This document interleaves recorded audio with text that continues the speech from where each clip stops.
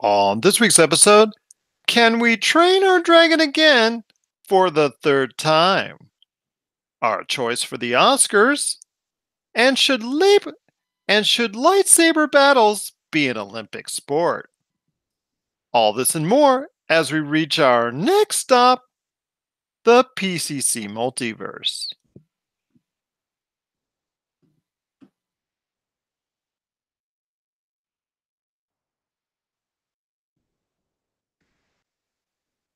And we're back with another episode of the PCC Multiverse.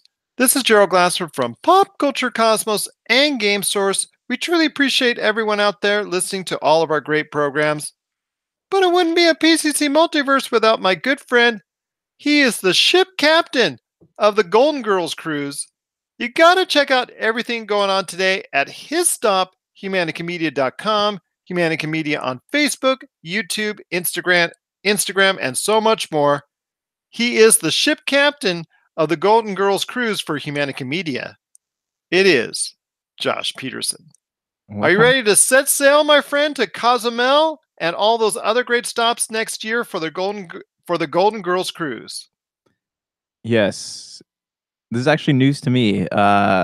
This looks interesting. We'll talk about this in a minute, but yeah, sure. Yeah. I'm going to sing it again. I'm going to sing it again like I did the other day. The Love Boat soon we'll be making another run. But we are making another run right here on the Pop Culture Cosmos. Again, we're going to have a great show lined up for everyone out there today. Just want to mention first that Jay Bartlett from Action Figures, the most powerful toy in the universe, is going to be stopping by. He also does a great show every Friday called The Galaxy Far, Far Away from his friends at the Nerdy Northerners Twitch channel. So you got to check that out every Friday night. He's going to be stopping by to talk about all the things that are going on in his world. Plus, we're going to be talking a lot of great stuff when it comes to Gwyneth Paltrow leaving the Marvel Cinematic Universe, Reggie Fils-Aime leaving Nintendo. We're going to talk a little bit about some Oscar thoughts. Going to be talking about lightsaber battles. Oh my gosh, and a whole bunch more. But yes, my friend, there is a Golden Girls cruise set to begin next year. Are you going to be part of it?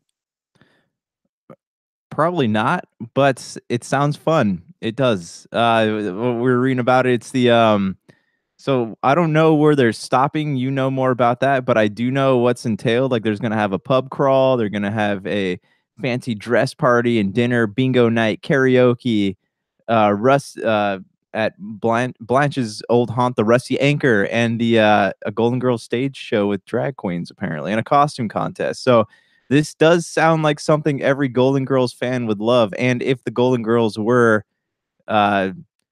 all still around, this feels like something like a party that they would put on. And it does sound like an amazing time. But what are your thoughts on it? Well, maybe Betty White will be there. Ooh, I feel like she will be for like the inaugural one. Maybe she will be there because it kind of seems more like a Golden Girls convention on a boat than anything else. And what better place for her to be than a Golden Girls convention on a boat? And they are hitting exotic places like Key West and Cozumel. So if you're interested, in that, check that out. Just Google it. It's the Golden Girls cruise. It's coming, I guess, late February, a year away, pretty much. It's just looking forward to that. If you're a Golden Girls fan, I know Josh truly wants to be a part of it. But like I said, it's going to be a great show. We've got a lot of things to talk about. First off, a couple things we want to touch upon that we also talked about extensively on the Monday show. Alita Battle Angel. I know you got a chance to check it out, my friend. Your quick thoughts on Alita Battle Angel. Yeah, so we did a Topicocalypse review of this last night, and the general consensus was that it was a good movie. Like it was fun. It's not attached to any franchises, so that was nice. And all these people really, because if you notice a trend in current blockbusters, anytime something new comes out, people want it to fail. Like if something is, I mean, in terms of like blockbusters, obviously like the smaller films have smaller budgets and it's easier for them to succeed. But People really want. I feel like a lot of people wanted Alita Battle Angel to fail, and I honestly feel like if it did not have James Cameron money behind it, it might have actually failed. It might not have been as good as it was, but no, it's a great movie. And like the cool thing about it is, it's a female protagonist, but it's not like they're not trying to make a thing out of it. Like this is the movie where because female protagonists should always be a thing. There shouldn't be like a big deal made out of it. They should have always been there in the first place. And they did a great job just making her feel human to me. Like she was she has her backstory. You sympathize with what she's saying. You sympathize with her. Like she's a cyborg, but she's still very human. So I don't want to give too much of the movie away. But like Christoph Waltz is really good. Ed Screen's in it for a little bit. There's a little bit of like there's a lot of mystery still because the material it's based on. I think it's 2 or 3 graphic novels, and you could buy They them. I guess they smash a lot into one movie. Yeah, but it ends on a cliffhanger because they're gonna do more, obviously, because there's what can I describe about it? There's Well, still you hope they can do more. I hope that they do more. It hasn't opened in China or Japan yet, so I'm almost 100% confident that it's going to make the 500 million it needs to be profitable through China and Japan's box office. But it's a fun ride. It is a visual feast. Like the story, there's no parts in the story where it felt like it was dragging or they were really hurting for a story. Like even the sappy love stuff was not sappy enough to make me go, "Oh, Jesus is stupid." Like it was good. Granted, the boyfriend character, I forget, Hugo is his name. I don't remember who he's played by, but he kind of annoyed me a little bit. But it all came together very well, and it kind of threw some themes at you that you might not have thought about before, like and they have like Christoph Waltz's whole thing is he's got that redemption story. Alita's trying to figure out who she is, and everyone else is kind of like a vehicle to get these two important characters to move forward. And it's kind of an interesting take on what the future could be, if we ever ended up like in a Deus Ex situation where people were augmenting themselves. Um, but no, I mean, like, the fight scenes were great, the dialogue's great, like, it and, the rollerball I guess you wanna call them rollerball scenes were pretty good. There's it ends in a way where it makes you want to see more, and they create a lot of mystery around the character that's played by Edward Norton. You don't know that's Edward Norton until the very end of the movie, and how, like, these sky cities kinda hover above, and that's where all the rich and famous people are, kinda like Altered Carbon. And the Alita and her berserkers that she's a part of, they're from spoiler alert, by the way, they're from space or from Mars, right? And they don't give too much backstory away about why they were attacking Earth, but I'm feeling like it's going to be one of those things where the 1% were dictating the lives of everybody else, and that started a war, and the berserkers kind of were the Earth's fighting force against the elite. But they don't ever show anything in the Sky City because there's only one left. They don't ever show anything there, and it seems like Edward Norton is kind of manipulating everybody. So we don't know what his motives are, but Alita gets to the place where she needs to get in order to carry on the story in the end of it. And none of it feels forced. It's all feels like a very fresh movie, and I really enjoyed it. So if you're, I mean, I would give it I would give it a 9 out of 10, and so if you're looking for something original, something cool, something like a good popcorn flick, Alita Battle Angel is definitely something you should check out. But I'll have more thoughts on Topic Ocalypse if you want to check out that next episode popping up on Saturday. And that is again Topic Ocalypse on the Topic Ocalypse channel now. That's going to be available, like you said, this weekend on Podbean, Apple Podcasts, and so many other podcast outlets. I will say, on top of that, you're right. There is about a $500 million threshold that it has to break through in order really for the movie to become profitable because it was so expensive to make, closing in on the $200 million mark and probably over that when it concerns all when you add in all the extra costs as far as publishing and distributing and marketing the film after the actual production of the film itself, which totaled about $170 million. So yeah, about 500 million for it to feasibly think it's going to turn a profit. I'm hoping it does that. It looks like there's a lot of strong positive reviews alongside yours about the movie, and I think everybody should give it a chance. That's Alita Battle Angel, now in theaters. The other thing I want to ask real quick is your thoughts on Anthem. I presumptuously said that the game was already going to be out on Tuesday. It's actually out now as we say this in full. It was available on EA Early Access to many people, both customers and reviewers alike. So your thoughts on Anthem? It is out now. It's getting the reviews, like I said, right around what Destiny got in the 6, 7, 8 range, mainly 6 and 7s, and for the most part, the consensus is that it's an unfinished game that you might want to check in maybe a year from now. Okay, so I do have some thoughts on this. Anthem was this kind of sucks to me the way that they release this. So if you have the EA Origin account, I think it's like $100 a month or something.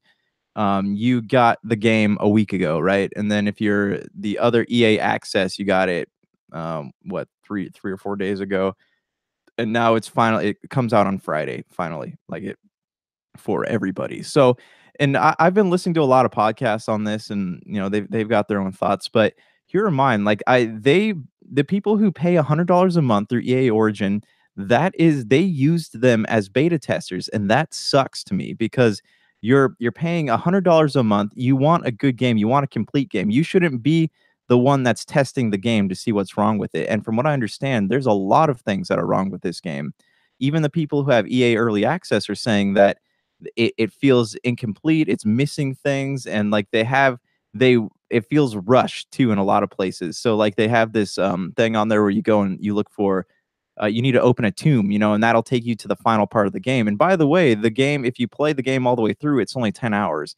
So you open this tomb and you have to do it, it's like a huge part of the story, but the keys are through, you need to kill 3 people with an assault rifle or resuscitate 5 people. It's all very stupid, achievey type things. And then when you go into this place, after you spend the whole game going on missions, doing this stuff, you go into it and it's nothing. Like it lasts like 5 seconds. You don't really get a chance to explore because you're playing with people who trigger the next event. And it's not fun in that regard from what I understand. But it's still like it's not. I hear the story is okay, but it's not something that feels like a BioWare game. And I think that is the issue right there, is that EA needs to stop forcing BioWare to make these things that they aren't good at making. I agree with you on that. They should go back to doing what they're doing best, doing what they've done best in Mass Effect and Dragon Age. You know what? Keep pumping out good quality attempts at that. That's not named Andromeda. Don't give it to any side studios to go ahead and look, because you saw what happened with the disaster known as Andromeda. When BioWare is focused on primarily on doing what it needs to do when it comes to a storytelling first-person narrative, or even what you would call what you're doing in Dragon Age, that's when that's what they're best at, and that's what they should be doing, because the story elements, the RPG elements, and everything going on with Anthem is either frowned upon or thought of as uh, just thought of in a negative light, and it just looks like at this point in time that it is still in a very unfinished mode.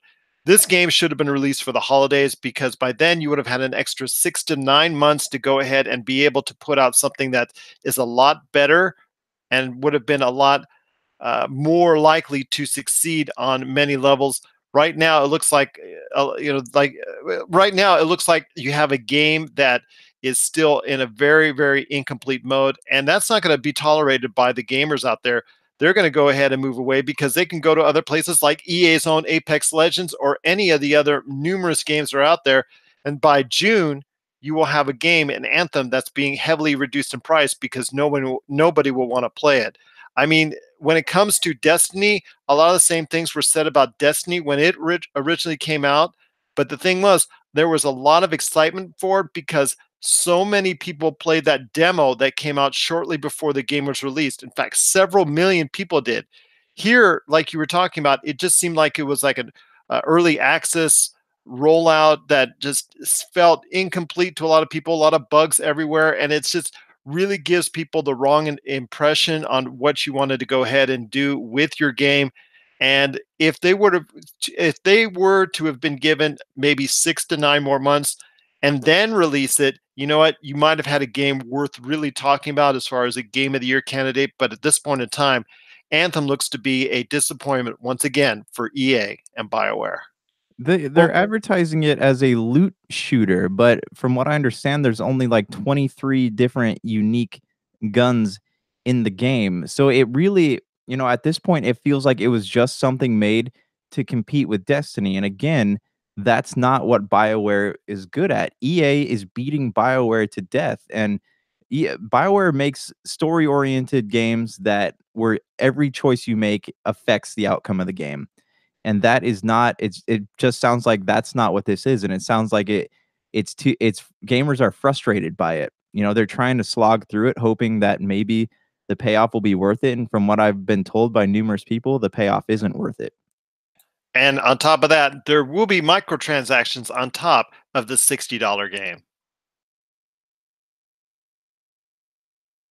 Yeah, that doesn't surprise me because there's a lot of cosmetic stuff in this game. Like there's a lot that you can mess around with. But, who knows, man? Like I hope maybe a year from now it'll be a different game, but EA does not change. Like they say they're changing, they promise. Look at Apex Legends is probably going to be filled with microtransactions in the next few months if it's not But already. that's a free to play game, and that's how they It, generate money. th- You see with that's Fortnite. that's fine, but if you're gonna make people pay $60 for a 10-hour experience and then say, "Hey, if you want more of this, you're gonna have to pay money." If you wanna to truly give this game replay value, they're shooting themselves in the foot, but it still sucks to me that they, especially for the people who have EA Origin, using them as beta testers, that's messed up. That is wrong. I think I agree with you on that. That's just not the way you should be doing your business. But then again, EA wasn't voted the worst company in the world 2 years in a row for nothing. So it's just, it is what it is.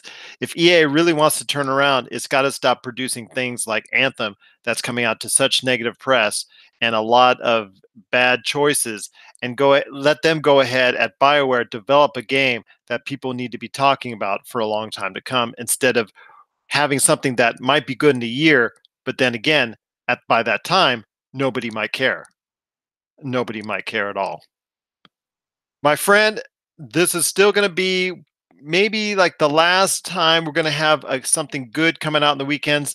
Uh, my friend, this weekend at the box office is going to be the last major movie before we really get into some good stuff when it comes to Captain Marvel and us and some other stuff coming down the line in March. But for now, for at least for the next 2 weeks, the focus turns to in the movie world to How to Train Your Dragon 3. I know you and I have been at each other's throat a little bit when it comes to our differences of opinion on the How to Train Your Dragon series. I don't have a favorable opinion on it of it. I've tried to sit through one. I tried to sit through number one. I wasn't enthralled by it at all. I'm not, Jay Baruchel as a lead character. He to me he's like the quintessential side character that is great as far as his own contained side story, but when you put him out as a lead like he did in the Sorcerer's Apprentice and now this series, it just doesn't seem to work for me. I could be wrong on that. The reviews are kind of good for How to Train Your Dragon 3, so a lot of people may be liking it. Your thoughts on How to Train Your Dragon 3 this weekend, scheduled to do here domestically in the US around $40 million. I've said that before though with Glass and the Lego Movie 2 and we saw what happened there, but your thoughts on How to Train Your Dragon 3 as it hits theaters this weekend. Okay, so I don't really want to say anything about it until I see it because I'm excited to see it. I hope it does well. I don't Well, have what does the series mean to you? Because this this will be the last one. right. The series, I mean, I wouldn't say that it's like a emotional staple of my life, but like it's as far as animated movies go, like yeah, it's the first animated movie that I've truly gotten into since, Toy Story or Shrek even. And it even as an adult, I'm finding that I can watch it. I can sit down, watch it, enjoy it many times before I become sick of it. And it does tug at the emotional strings. You see they're not afraid to dive into dark topics. They're not afraid to portray death or portray like the more insane and power hungry sides of man, and they're able to capture it in a way that still makes it kid friendly. And there are very few people, very few filmmakers that, or even studios that are willing to take a chance on something like that. So to me, that it all comes together perfectly. And I'm hoping that How to Train Your Dragon 3 is good, but like 1 and 2 were amazing, and 2 was really sad. Like it's the only animated movie that's ever like kind of made like brought tears to my eyes because you do become so attached to these characters. So you feel like you're emotionally invested in a lot of them. Well, it looks like it's going to be a movie that a lot of people will be enjoying, at least to finish out this trilogy. Well, unless it makes a ton of cash, then they might reconsider that at DreamWorks. But they're advertising it as the last entry in the How to Train Your Dragon series. It is How to Train Your Dragon 3. It is coming to theaters. Hopefully, my mind can be changed about it, and maybe I might even take a venture and taking a look at it and seeing if it's something worth going ahead and maybe delving back into the whole series, to the series as a whole. So let's hope How to Train Your Dragon 3 does become a success at the box office and hopefully ends this trilogy on a high note.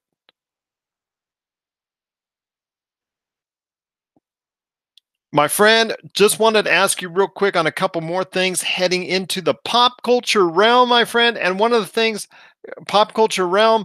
And one of the things was Gwyneth Paltrow announcing that she is effectively leaving the Marvel Cinematic Universe after whatever takes place in Avengers Endgame. She said she would probably do maybe a cameo or a one-off or a one-day shoot type deal down the road. She said she wouldn't be opposed to that, but her duties as the president and CEO of Goop and her other, any other projects she wants to do as far as an actress is concerned are going to preclude anything down the road. She said she was a little too old for the Marvel Cinematic Universe, which at 46, she looks great. She looks like she can go on for many more years in the Marvel Cinematic Universe. But if she feels like she's too old, as she put it, paraphrasing here, that to get into the Iron Man suit one more time, then I don't know what that says. Obviously, she might have a turn in the Iron Man suit at some point in Avengers Endgame. But your thoughts on Gwyneth Paltrow leaving the Marvel Cinematic Universe and the role that she's most famous for when it comes to Pepper Potts? Can I be honest for a minute? I Yeah, I mm, would hope you're honest every minute, but go okay. ahead. She was my least favorite part about the Marvel Cinematic Universe. I always thought that she was too plain to play Pepper Potts. Like she either needed to be more attractive or less attractive, if that makes sense. Because all the various portrayals of Pepper Potts, she was either a smoking hot redhead or she's a super nerdy redhead. And so I never liked her. She just had, I don't know, she didn't really bring a lot to the movies. I liked her interactions with Coulson, but other than that, like she always just kind of annoyed me. And you know, I I know that sounds mean, but like I just never really cared about her that much. And then on the other side of that, what does this spoil about Endgame, right? She's saying that she's leaving, she won't be coming back. What does that say about what's going to happen in Endgame? Does it say Iron Man's going to die? Who knows, Or man? does that mean Iron Man's going to stay and maybe something happens to her? Yeah, But maybe who she knows? dies, but then if she's teasing a cameo or comeback, like who knows? And I know the only reason she got that role in the first place was because she was friends with John Favreau, and he gave her the role. So, um, I don't know. I would have loved to see somebody else play it, somebody with a little more energy on screen than what she offers. So, and from what I understand too, like she was kind of a not a very kind person behind the scenes, and that kind of always made me dislike her even more. But yeah, it kind of feels like they're going to spoiler territory here, maybe saying we're not going to see something's going to happen to Iron Man or something's going to happen to between the two of them. It's a very iffy thing. I feel like Marvel just needs to stop letting their actors and actresses um say things about relating to the films. But I don't know. You obviously have some thoughts on this, so Well, so they should throw 'em at they me. should put a universal gag order on all of them, especially Tom Holland and Mark Ruffalo. I think that's where it should start because I know those two are just, if loose lips sink ships, they would sink an armada. Let's just put it right there for you. But yeah, to me, I didn't think she was so bad. I thought, she's done okay with the role. The role doesn't offer very much except for her turn in Iron Man 3. I think that was the only time we really got to see her extend herself really as a Pepper Potts character.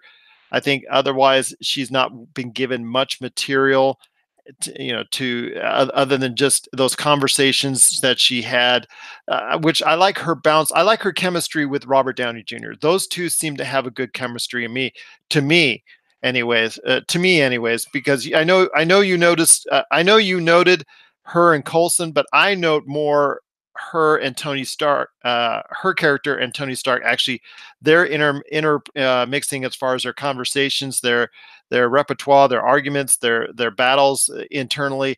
I kind of look forward to that. But yeah, she didn't really get at times much to do in some of the Iron Mans as much as I would have hoped, and as much as of an integral part that she is in the comic books.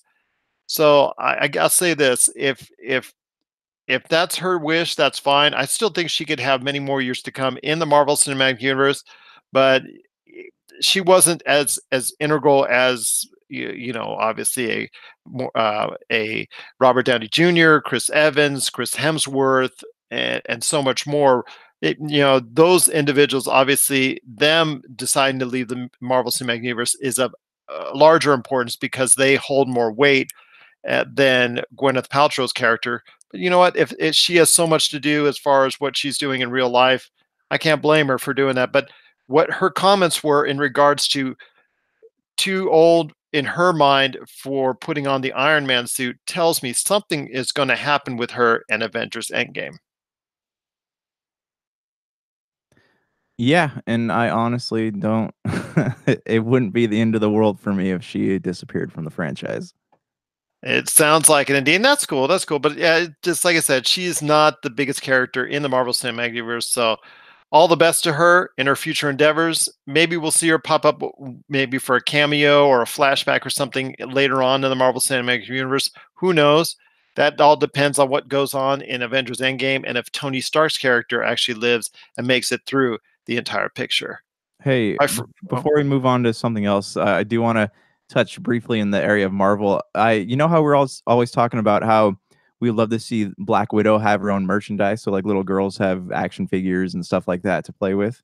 absolutely. I remember we talked about how that Lego set that came out from Age of Ultron didn't even have the famous part where they did in the commercials with someone else instead of actually having Black Widow come out, which was actually what was in the movie itself. Right, so my question to you is, have you been to Target lately? Within the No, I past have couple not. Oh, pray tell. What is that Okay, Target I so might I find? went over to Target today because I had to pick up a I still write my appointments in a notebook. I don't like doing it on the phone, so I had to go buy one of those. But, as I was walking through, they have Captain Marvel stuff everywhere, workout clothes, coffee mugs, motivational posters, school supplies. They have Captain Marvel life-size or child-sized dolls. They have Captain Marvel action figures. They have Captain Marvel play sets. Like, they are really marketing the bejesus out of Captain Marvel, and I'm stoked, but at the same time, I think it's a little bit of overkill. Like, they don't need Captain Marvel workout clothes, like, they could just buy a T-shirt with Captain Marvel stuff on there. It doesn't have to be labeled as workout clothes. This just goes to show that they're I don't know, I feel like they're over marketing. I'm stoked about the toys, though. I love the idea that they're putting out the comic books in the book section. You can pick up dolls that have changeable costumes. They have Barbie size Captain Marvels for that type of thing. You can change her costume. You can take her helmet on and off. Like, there's a lot of cool stuff out there, and I'm stoked that they got it. But at the same time, how much is too much? You know? Well, the workout clothes, do they look something like similar to what she does when she works out with Jude Law's character in the movie? No, they're not. Like, it says Captain Marvel on the shirt and has a tie on the bottom, and then it's got Captain Marvel like yoga pants attached to it. Well, you don't know what's going to hit or what not, my friend. I mean, if it's a hit with the ladies and it makes money for Marvel, all the better. I mean, Marvel has, like Star Wars and so many other things out there, if they want to go ahead and put out as much as they can, see what sticks, see what doesn't. If Captain Marvel does well, which we assume it will be because it's now projected to do over $100 million alone in its first weekend, then you know what? we'll save that for the sequel and maybe put out less. But if it bites, you know what? You only have one time to try and go ahead and put it out. I've talked to you before about Walmart. Walmart, in turn, what I saw only had one Captain Marvel T-shirt that I saw in the whole store that I saw last week. And in the past, I've criticized Walmart and praised them for other things. They've done some great job on other things, but I've criticized them for not having enough Marvel or Avengers stuff in advance. They certainly take care of Star Wars, but Avengers stuff like Avengers Infinity War last year, they didn't have really anything to offer for adults, and that kind of irritated me. And then going in Captain Marvel, they don't have much in the offering as well. So to now know that Target is the place to go for Captain Marvel stuff, that's pretty cool. But speaking of Star Wars and Marvel, my friend, I'm going to tell everybody something on the inside here before we go to a break here. I had a dream about us, man. Jerry, where are you going with this? I I had a legitimate dream about this, man, because it was in between the time that I hit the alarm and I went back to sleep. You know how you gotta go back to sleep, and because nobody actually wakes up at the real time that their alarm tells them to. Okay. We're walking around back and forth around a backyard, man. It's so weird because I'm walking behind you and you're mad. And I'm Okay. like, so after 10 minutes, I finally walk up and you tap me on the shoulder. What's up, man? I'm sorry for anything I did, man. What's wrong? What's wrong, man? Dude, all we talk about on the show is Star Wars and Marvel. My Mm. answer? It's a pop culture show, man. How there is a Oh, Star Wars geez. and Marvel. Right. Right. Does anything else matter? Apparently not, according to Disney, but who knows? Everyone's got their thing. And then I woke up and had to take the kids to school. So there you go. Little Yeah. insight on Gerald and actually how much I think of the pop culture cosmos. It's just the wheel goes round and round and round, stopping Yes, at it is Star Wars or scary. Marvel usually. Yes, it is very scary. Believe me, I was as scared as you when I woke up. But I will say, before we head on out, your thoughts on Reggie Fils leaving Nintendo of the United States. He's been a part of it for so many years now. Obviously, very responsible for a lot of its successes with the Wii and now the Switch, and some of its failures when it concerns the Wii U. But also, again, like I said, the successes of the 3DS, the Switch, and also the Wii, the original the Nintendo Wii. Your thoughts on Reggie Fils who's been a long time part of the Nintendo equation when it comes to the US side of things, and his departure from Nintendo come April? So it's funny because I remember on the Super BS Gamescast, Brank used to always make jokes about Reggie being in the studio, and always made me laugh. But he's done a great job, honestly. Like he is someone who truly learns from his mistakes. I love him, and I love Phil Spencer, and I'm having a brain fart. Sony guy, what's his name? Well, it was Jack Tretton, but it's now someone totally different. Yeah, but yeah, that like I Because Phil Layton or not Phil, yeah, because the Leighton. current though he's going to be leaving too, and then there's going to be a new Sony CEO, PlayStation CEO too. Okay, yeah, so I love I've always loved, like, Nintendo and Microsoft, like, I love Or are their. you talking about Sony? Are you talking about Kaz himself, who was the head of Sony? No, no, the head of PlayStation. But, like, because Microsoft and Nintendo, they always learn from their mistakes, and they're always trying to better themselves, at least in recent years.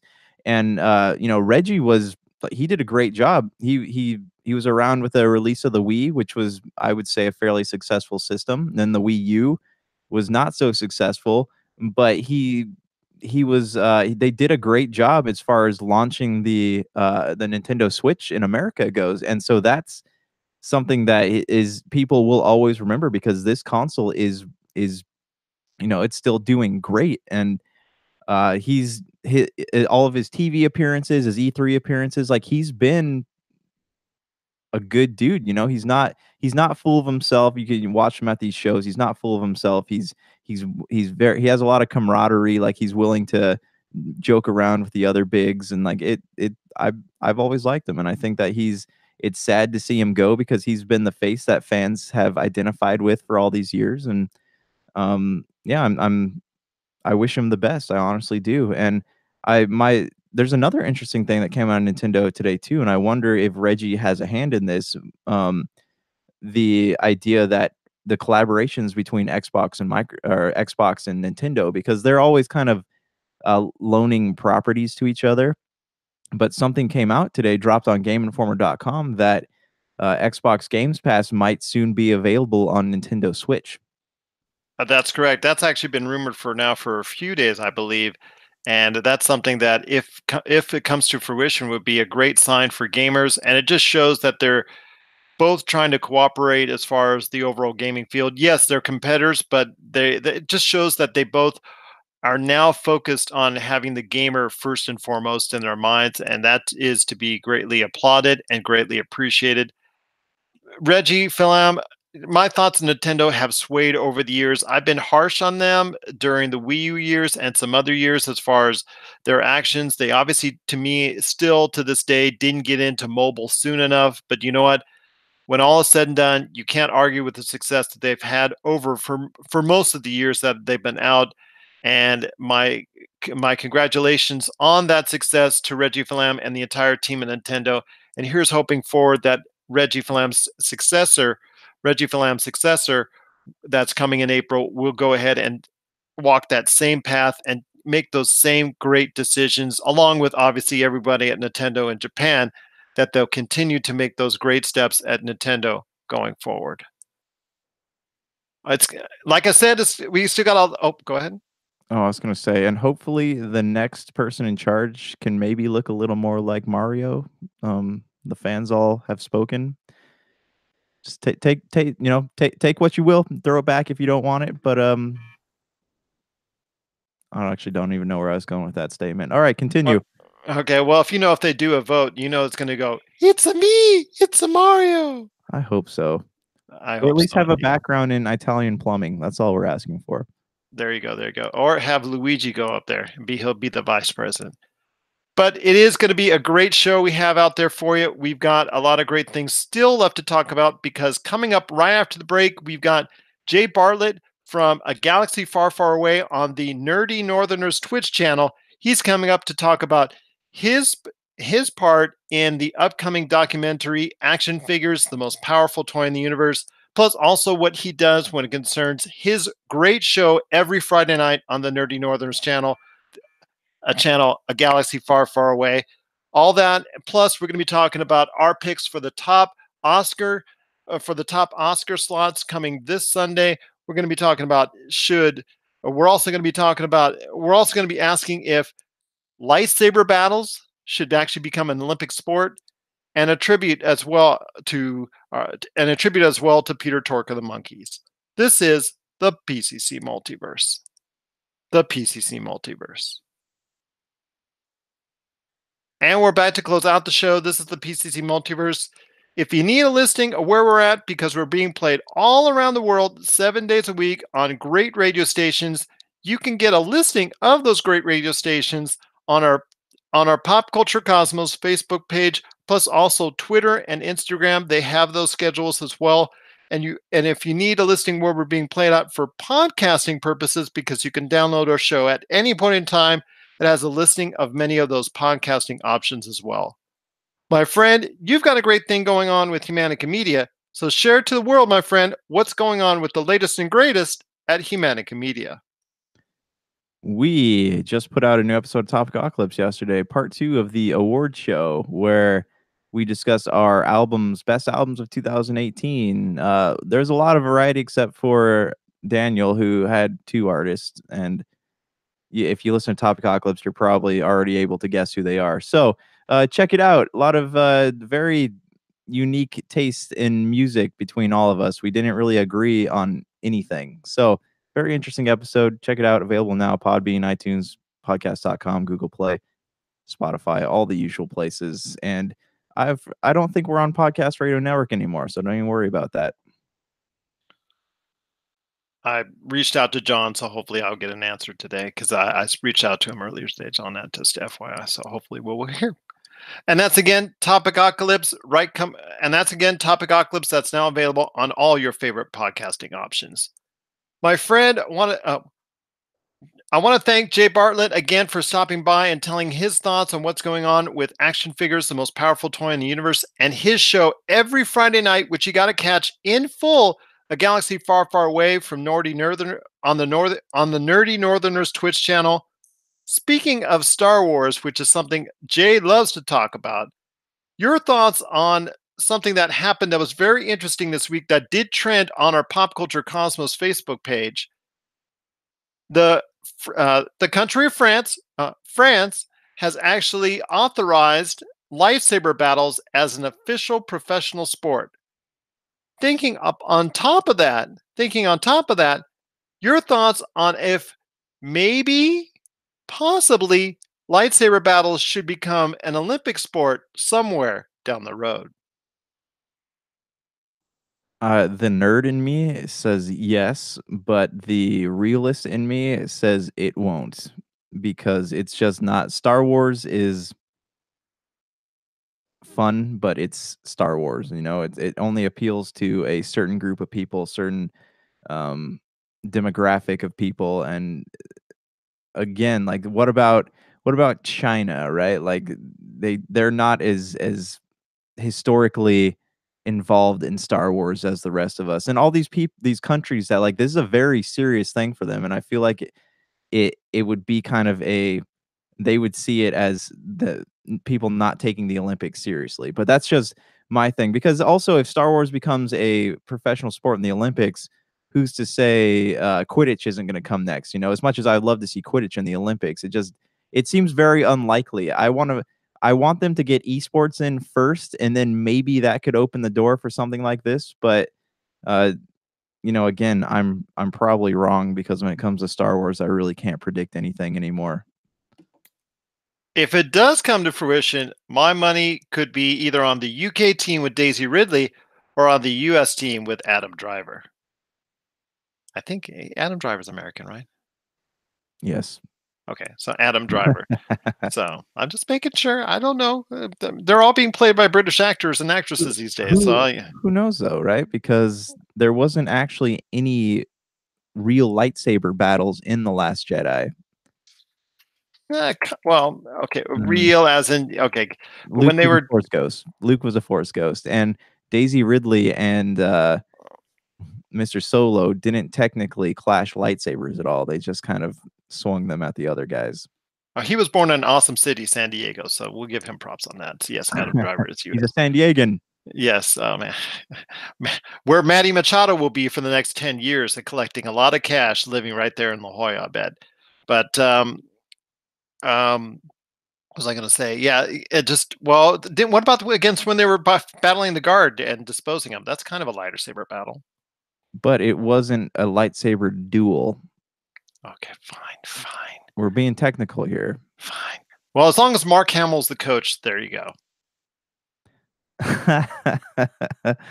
Oh man, there's gonna be a lot of memes made about that. Yes, there will be. There will be indeed. My friend, the Oscars comes this Sunday, and I would be remiss if we didn't actually break down the Oscars, at least the top four categories of it, my friend. So real quick, let's go ahead and break down our thoughts on it. Your winner when it comes to the Best Actor category. The nominees are Christian Bale in Vice, Bradley Cooper in A Star Is Born, Willem Dafoe at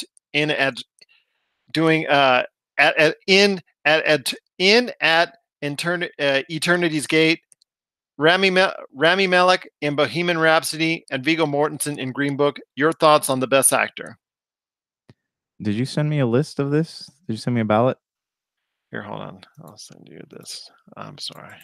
Oh, it's all good. I need. I thought you were looking. I thought you were looking up the same time I was, so that's my bad. No. I found the one, but it was all. It was just a list of everybody that had won things. Okay, hold on. I'm clicking on it right now. And it's the fourth one down, and we're going to go up. Okay. So your thoughts. Your thoughts on the top four categories, and we're going to start off with Best Actor.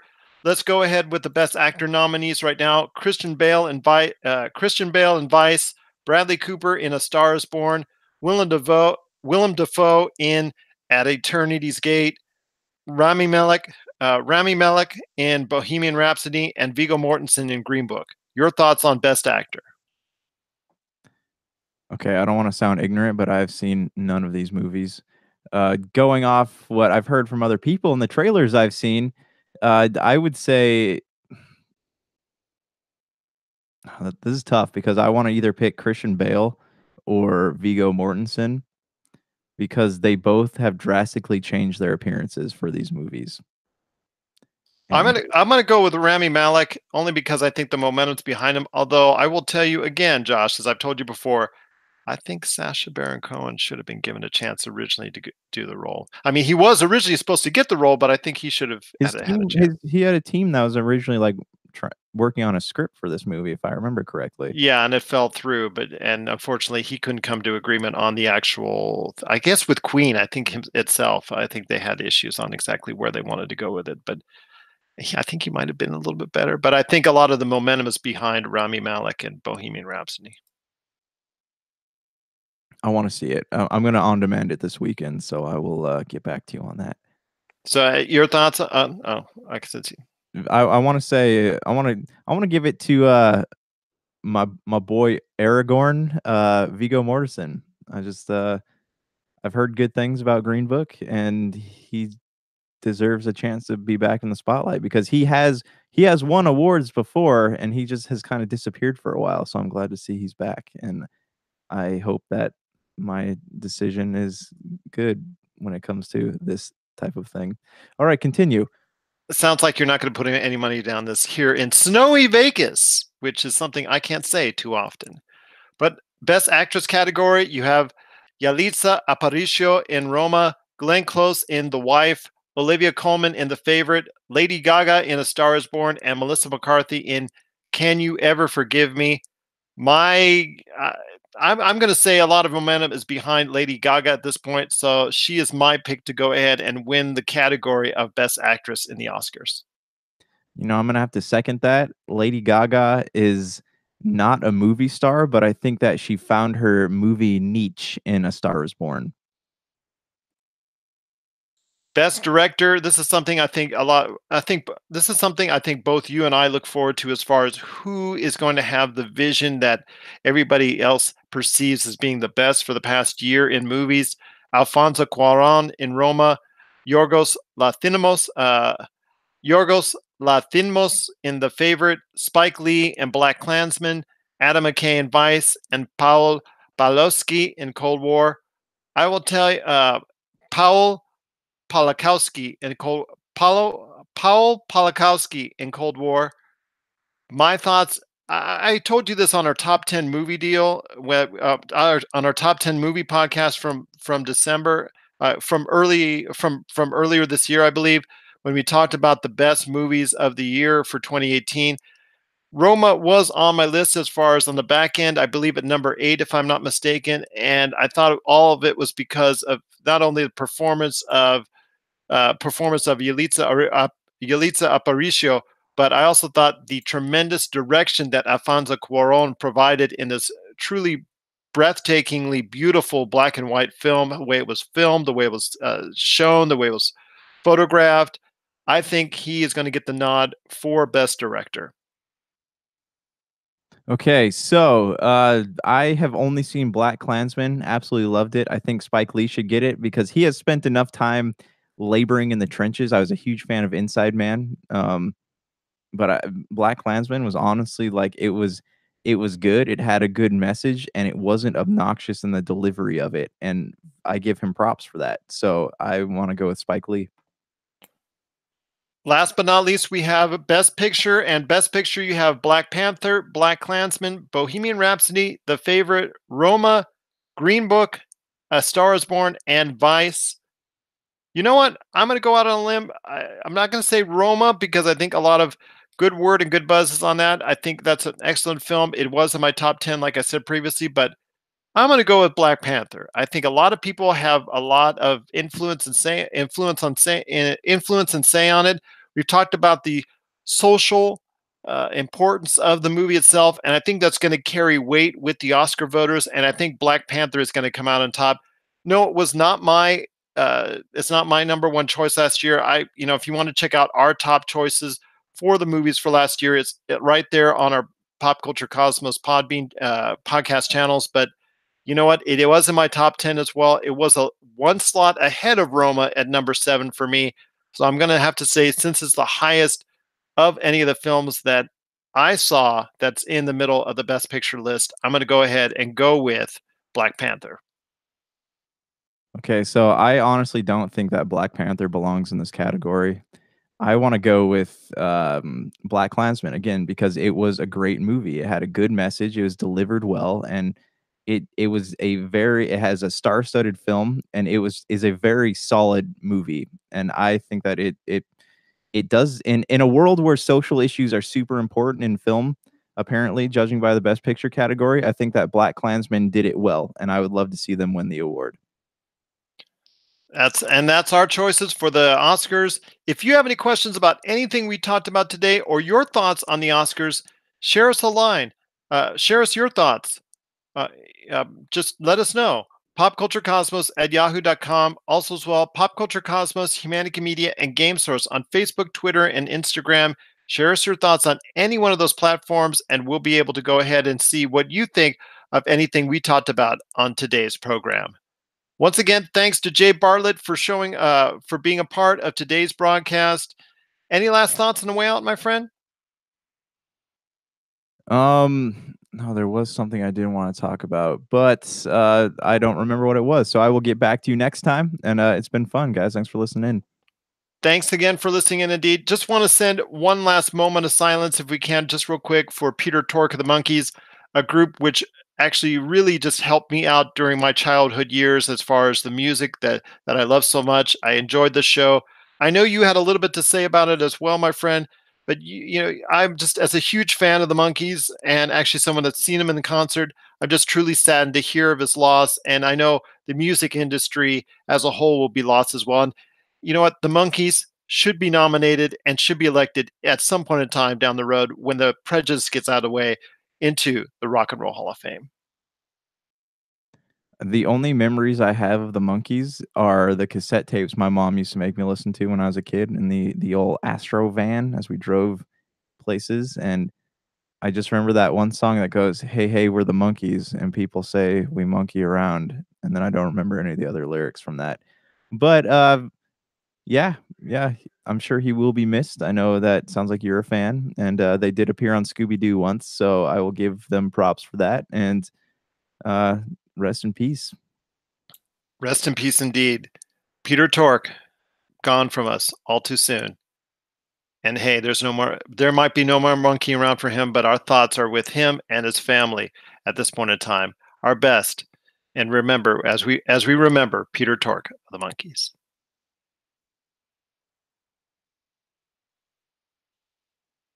All right, my friend, it's been a great episode. I know we've got a lot I know we've had a lot to talk about, my friend, and a lot to run off. There's even more that we need to talk about on the Monday show because we didn't even talk about Amazon's new direction on how they're taking on Netflix with their whole way of different way of way their whole different way of they're going to be talking about their whole different way of how they're approaching battling Netflix. We didn't even talk about that. We didn't even talk about Shaggy being modded into Jump Force. We didn't even talk about that. And the most important thing I want to moan and groan about, a Hulk Hogan biopic with Chris Hemsworth. But more on that on the Monday episode. Yeah, that was a weird left turn type situation in the news. So, I don't know, man. I'm sure parts of it will be interesting, but who knows? Yeah, but we'll discuss this more later. Until then, all you Hulkamaniacs, say your prayers and eat your vitamins, brother.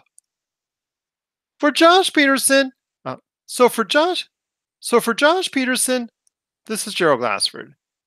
It's another beautiful day in paradise right here in the PCC Multiverse. We thank you for listening.